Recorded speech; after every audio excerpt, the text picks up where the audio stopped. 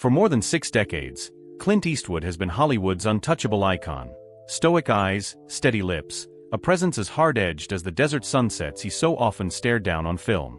Yet behind the aura of unflinching toughness lay a secret so deeply buried that even the sharpest gossip columnists never unearthed it. A daughter born before the legend really began, given up for adoption, and written out of public record. When the truth finally emerged, it didn't come with sensational headlines or tearful confessions on camera. It arrived quietly, almost reverently, like the click of a single golf ball dropped onto dew-fresh grass, opening a new chapter in the life of a man who'd always preferred to keep the world at arm's length. Throughout his rise, from the dusty backlit of Rawhide to the glittering stairs of the Academy Awards, Eastwood maintained a steely silence on every whisper about his private life. Rumors swirled about Italian dub tracks on foreign prints of his films, about Mike's cue tracked onto his jackets, about furtive conversations in darkened studios. But nothing fueled speculation like the persistent rumor of an unacknowledged child. Clint never confirmed or denied. He simply moved through the glare of camera bulbs, letting fans imagine whatever secrets he might be hiding. In December 1953, a young Clint married Margaret Maggie Johnson, a sweet-spoken secretary who'd become a fitness instructor. Their marriage lasted 3 decades, though its early years were already complicated. In the spring of 1954, while still engaged, Clint fathered a daughter in Seattle. The child, named Lori, was placed for adoption by a mother who believed it was best for her future. Neither Maggie nor the few insiders close to Eastwood publicly knew. The baby girl vanished into the comforting anonymity of a loving adoptive family thousands of miles from Hollywood's prying lights.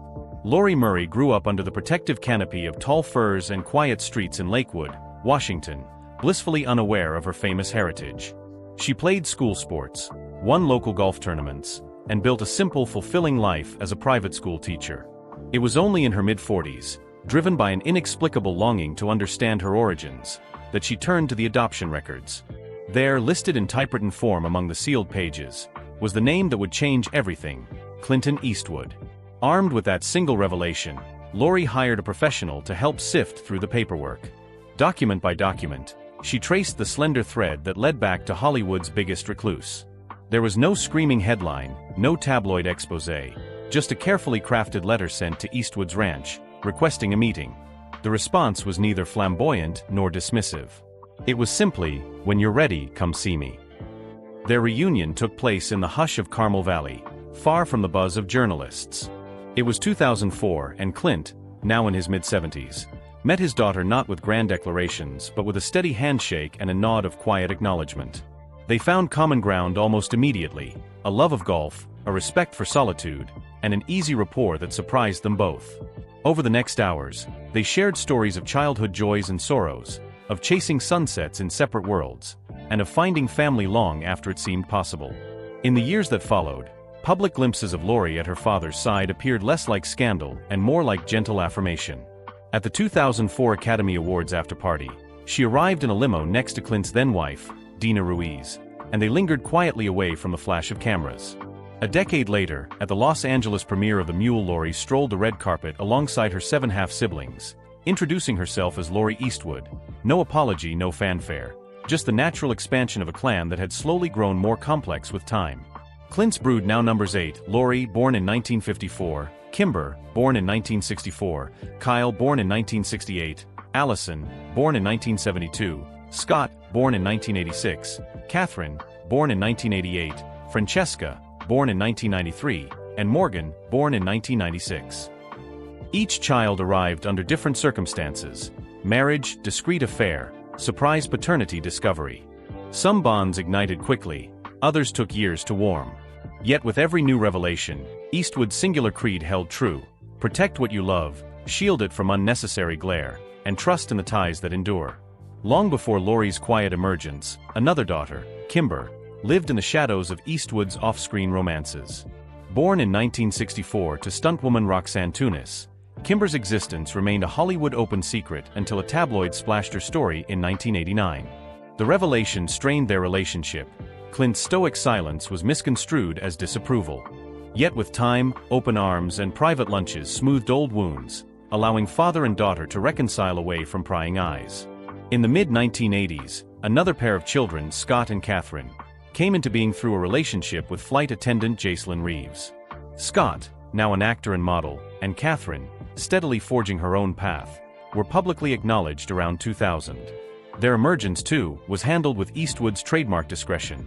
No studio lot parades, just candid admissions that expanded the definition of his family.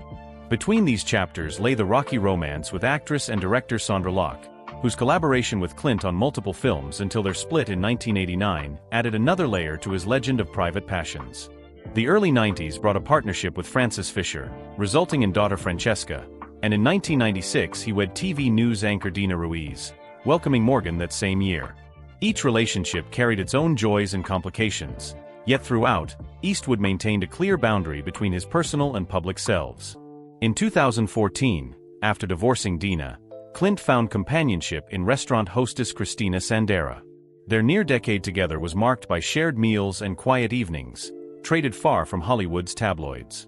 When Christina passed away in July 2024, Eastwood mourned as he always has, privately, without cameras or interviews, leaving friends to witness the profound loss behind his unreadable gaze.